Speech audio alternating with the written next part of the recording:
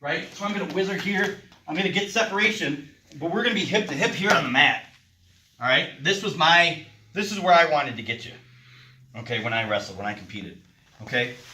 And my first move that I was pretty good at is going to look similar to like the ankle pick. Okay? We got to hit it quick.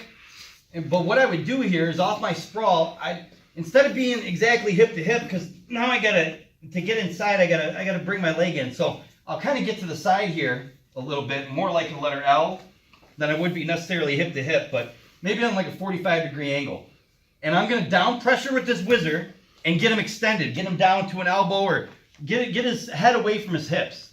Now I'm gonna bring this leg to the inside. I'm gonna knee up towards my chest, stick it back in between his body here, right?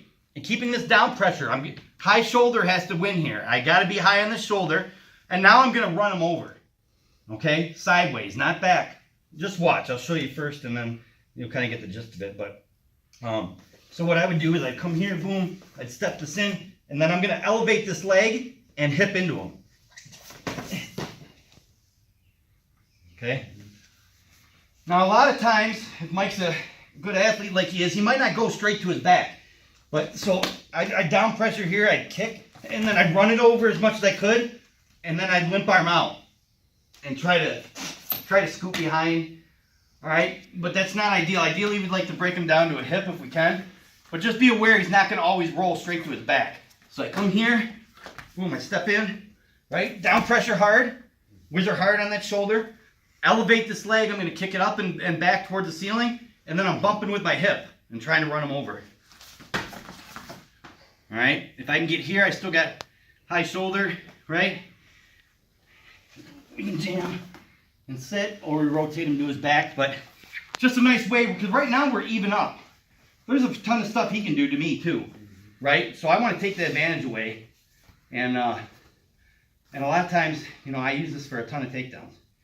All right, so the first one we're going to do, kind of create some space in here, get an angle, right? You don't got to be hip to hip. And I don't want you elled off necessarily. Maybe find that 45-degree here. We're kind of off to the side. But it starts by stretching them out. So good down pressure and forward with the whizzer. Get them stretched out. Then I step this leg in. Deep. Now I'm hip to hip. Now I'm going to elevate the leg as I crank down on this whizzer and drive him to the side.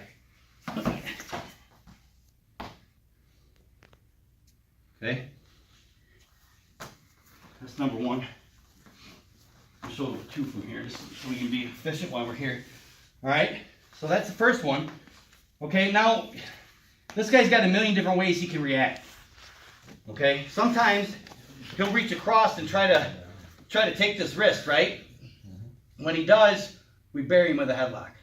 Okay, so he's gonna grab my wrist. He's gonna feel like he's in control. I'm gonna take this whizzer, really give the down pressure to sell it, but then I'm gonna slip it here. And I'm going to lean into him and scoop the head. Really give a lot of down pressure. Kind of sell it. So we're getting him leaning this way.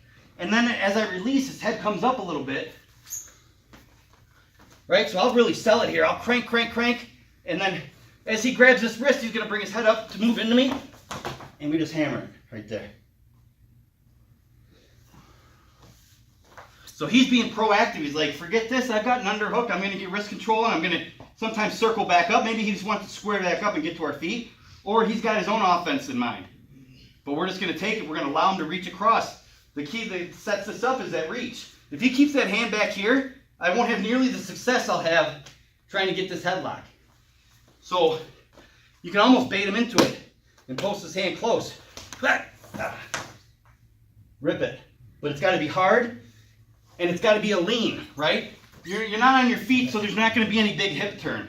If you watch my body, I'm going into him and down and sagging down, right? I'm not trying to pop him up over my hips and get this big flip. It's just a sag.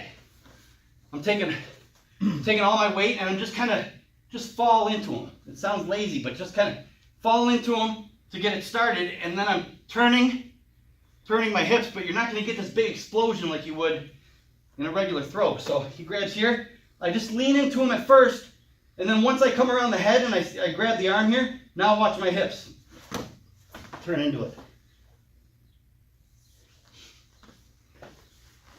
One more time on this one. All right, so we're in here, we're battling. I'm gonna post here, he's gonna be like, oh great, I'm gonna take this back. Maybe he wants to get this underhook and start stick coming back up to his feet. A lot of guys will do that. Now he's in good shape. Now it's gone from a whizzer to an overhook, and he's got an advantage here. Because I don't have all that down pressure I had before. So maybe that's where he wants to get. So he'll gladly reach across there to regain control, right? I'm gonna slip my whizzer off, slip it off, cup the back of the head, work to the tricep area right here, and then just turn your hips into it.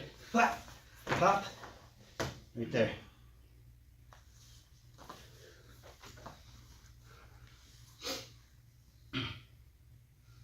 Okay? Alright, so the first one is that little leg flip. We'll go hip to hip, elevate that leg, run them over to the side. Alright? You're kind of going to have to wing the position. Like I said, I used to lip arm out, or if you go freestyle, you'll see a body lock will open up. You're going to have to wing that part a little bit, but on the second one for sure, be a good partner, right? Go hip to hip, have your partner grab your wrist control. When he reaches across thinking he's going to develop his offense, we just slip the whizzer right into a header. All right? All right, let's work those two. Let's go.